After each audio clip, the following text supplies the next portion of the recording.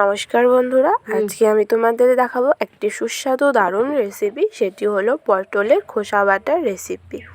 তো সেটির জন্য ফার্স্ট তোমাদের কি করতে হবে, ফার্স্ট পটলগুলো ভালো করে খোসা ছাড়িয়ে নিতে হবে। দেখো আমি এখানে অনেকগুলো খোসা ছাড়িয়ে নিয়েছি। এরপরে এই খোসাগুলো ভালো করে একটা জলে নিয়ে ধুয়ে নিতে হবে। ভালো করে ঘষে ঘষে ধুতে হবে যাতে কোনো নোংরা না থাকে। তারপরে এখানে পেঁয়াজ, রসুন আর কিছুটা লঙ্কা নিয়ে নেব। এরপর কড়াইতে তেল দিয়ে লঙ্কা এবং পটলের খোসাটা দিয়ে দেব। দিয়ে দেওয়ার পরে এখানে কিছুক্ষণ নেড়ে চেড়ে নিতে হবে। নেড়ে চেড়ে নেওয়ার পরে এখানে দিয়ে দেব একটু নুন। তারপরে আবার একটু নেড়ে চেড়ে ভাজতে হবে। ভাজার পরে এখানে দেব রসুন, তারপরে দেব পেঁয়াজ। পেঁয়াজ দিয়েও আবার কিছুটা এখানে আমাদের ভেজে নিতে হবে। একটু কম আঁচেই ভাজতে হবে যাতে ধরে না যায়। তারপরে এখানে দিয়ে দেব কিছুটা কালো জিরে।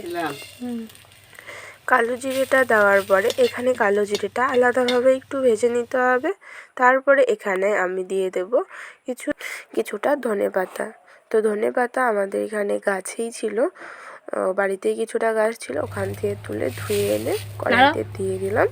তো দেওয়ার পরে দেখো আবার কিছুটা এখানে আমাদের নেড়ে চেড়ে ভেজে নিতে হবে। তো ভাজার পরে আমরা একটা থালায় তুলে নেব।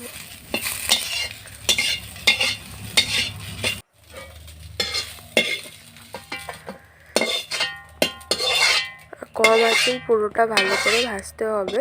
ভাজার পরে তুলে নিলাম। তুলে নেওয়ার পরে এখন আমি শিলনোড়ায় এটা বেটে নেব। আগে লঙ্কাগুলো বাটতে হবে, তারপরে বাকি খোসা, পেঁয়াজ, রসুন এগুলো আস্তে আস্তে সবগুলো ভালো করে বেটে নিতে হবে যাতে কোনো দানা না থেকে যায়। তো ভালো করে বাটা হয়ে গেলে এখানে আমাদের একটু সরিষার তেল দিয়ে এটা ভালো করে মেখে নিতে হবে। সরিষার তেল আর পরিমাণ মতো নুন দিয়ে আরেকটাবার ভালো করে মেখে নিতে হবে।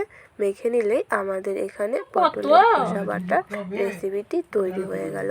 যদি ভালো লাগে লাইক, কমেন্ট, শেয়ার করবেন এবং একদিন বাড়িতে অবশ্যই ট্রাই করে দেখবেন। ধন্যবাদ।